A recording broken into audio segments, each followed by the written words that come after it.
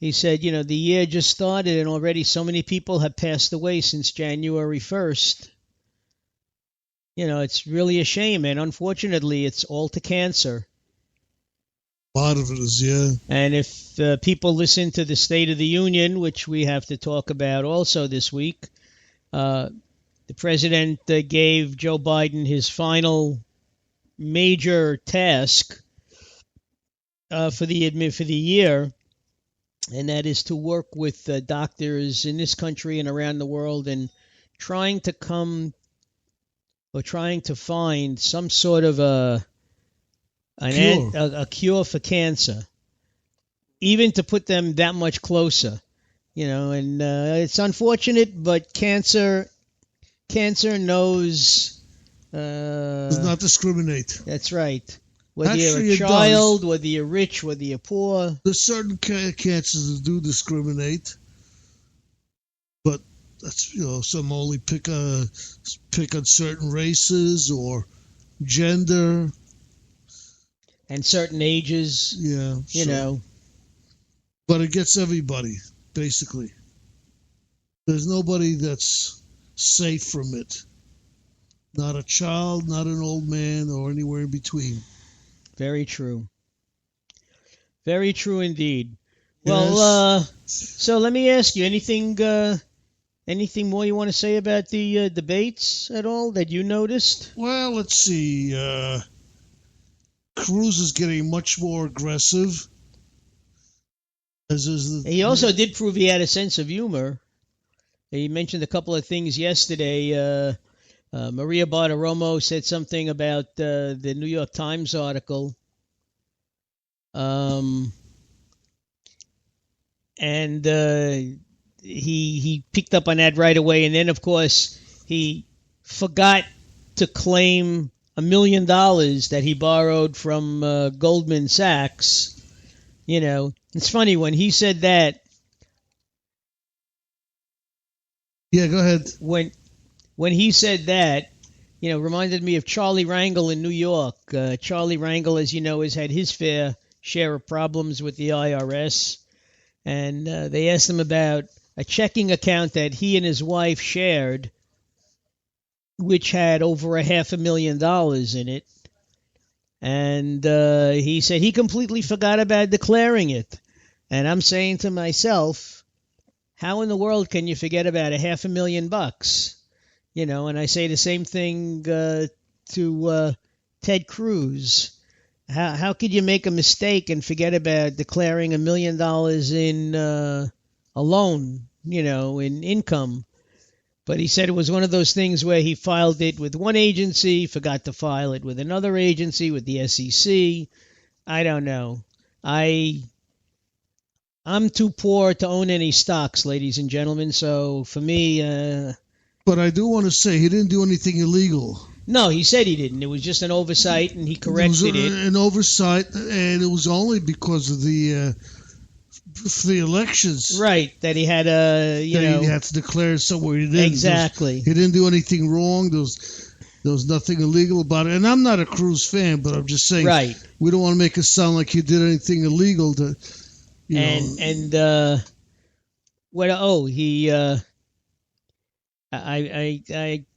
Felix and I were talking before we went on the air. The Rev. Oh, excuse me, the Rev. Well, no, before we went on the air, he was Felix, but on the air, he's the Rev. You're right. We were talking about another humorous incident regarding Cruz, where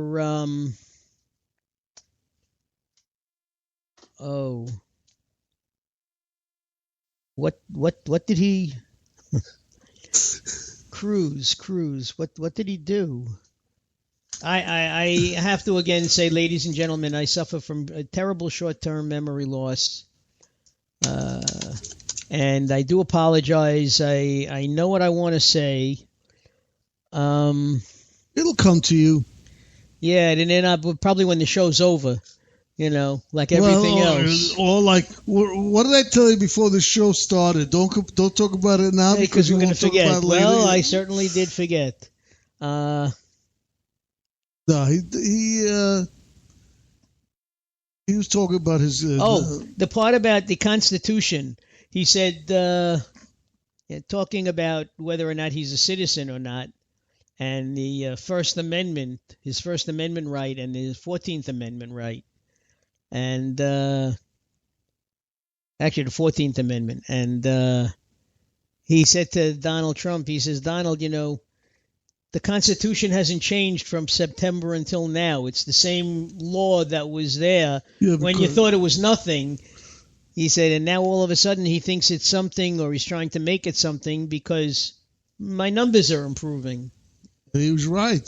Well, definitely. And Donald Trump has that habit of, if you attack him, you're fair game. He attacks you. But if you prove to be a threat to him as far as his campaign is concerned, he looks to cut you down right away.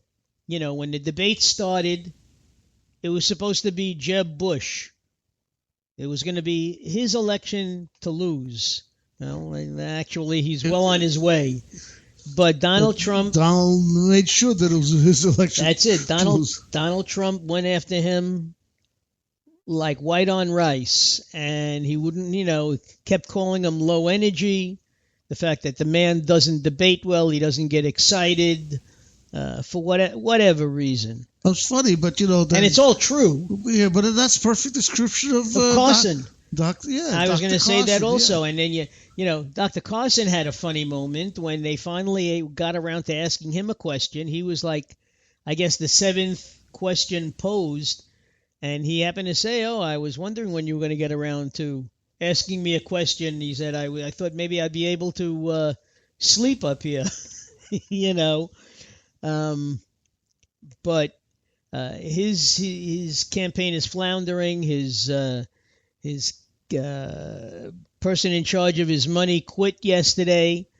And he seems to be, every time he plugs a leak in his little boat, another one springs up. I don't think he's going to be too long for this race. And what they say is because he appeals to the ecumenicals and the Christian right, his votes may wind up going to Cruz. Yeah. But it's all after South Carolina. They figure that he's going to stay in for Iowa and New Hampshire and then stay in for South Carolina. Also got Trump was talking about why he wants Cruz to take care of his problem with the in case he wants him to be his vice president, he said. And then the audience booed. I guess the audience doesn't want him to be vice president. They want me. Basically, that's what he said. He said, they want me to be it all, According to, I watched CNN's analysis this morning, and I watched MSNBC's analysis after the debate last night. And on MSNBC, they said it looked like Kasich was auditioning to be vice president, that he kept discussing his resume and the things that he did in government, balancing a budget with working in bipartisan when the Democrats controlled Congress and Clinton was president, but you had a growing economy back then, okay? And he said he's also run a state because he is the current governor of Ohio. Yeah. And Ohio is a very important state for any presidential election, whether you're Republican or Democrat. So, if he's on the ticket, they're hoping that it's assured that whoever is on the top slot, will be able to carry Ohio in a presidential election. Yeah, that'll be a big thing. I think today, also the Democratic Party took a hit, and it's not their fault.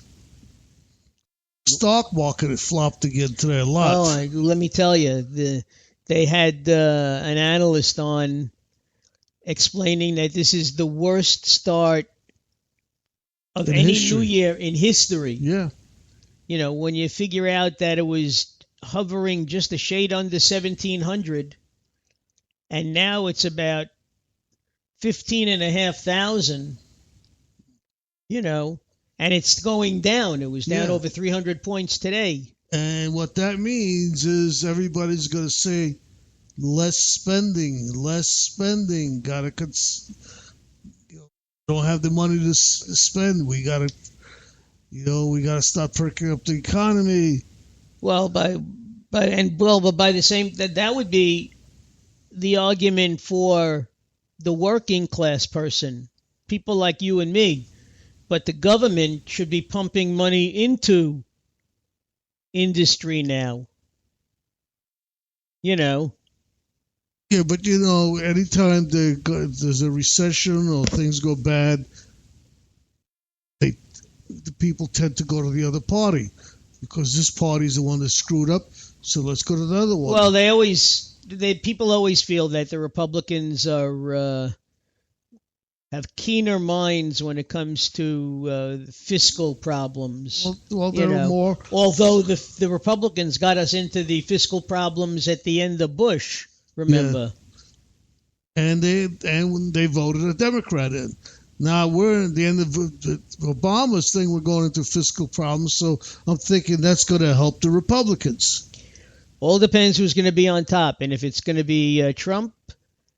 He may just give Hillary or Bernie a run for their money. You can't even say who it could be because it's just too close to call right now. But what's interesting is some of the polls, as Trump would say, the percentage of people who would vote for him was around 40%. Is now over 60. Well, yeah. Originally, what they did was the poll was a two-sided coin. Trump, let's say, at that time had 40%. Okay, and they said, okay, now how many of you would actually vote for him when you go into the booth? And that number went down by about 15%. Only about 25% said they would vote for him. Now he's got like 65% of the people would vote for him. Okay? Now, you can't go much higher than that and lose. Yeah. Yeah. Well, that's 65% of Republicans. I don't think it's all. I don't know. I thought it would be only Republicans. Well, but you see, the problem is, the Republicans have tried wherever possible to hinder the Democrats in registering new voters or being able to vote. So you may actually have more Republicans, though, all because of gerrymandering. So you may have more Republicans now than Democrats. And if these people are registered to vote and if they actually get out and vote, well, they're saying that Trump is pulling out people who never would have voted and showing interest in voting now. Because he's making it interesting. Yeah. Well, I've told you for a long time. My next door neighbor has a Trump sign on his lawn, and it went up just around Halloween time, and we thought that it was a joke for Halloween, but no, he and his wife strong supporters. It's not unusual anymore. And again, the Reagan Democrats look like are moving over to him. It's going to be a tough race. Well, they talk about, never, they said, actually, he said, never since Ronald Reagan did you see such a change of, they call them the Reagan Democrats. Democrats who were not fond of Jimmy Carter, okay, and they just wanted to get him out of office. So they all came over to Ronald Reagan, and that's how Reagan won in 1980. I mean, listen, there's a lot of controversy about him as far as was he a good president or wasn't he? Who, Reagan? Yeah. Well, trickle-down economics sucked. That's where hopefully the rich get richer and it trickles down to you, but it never gets that far.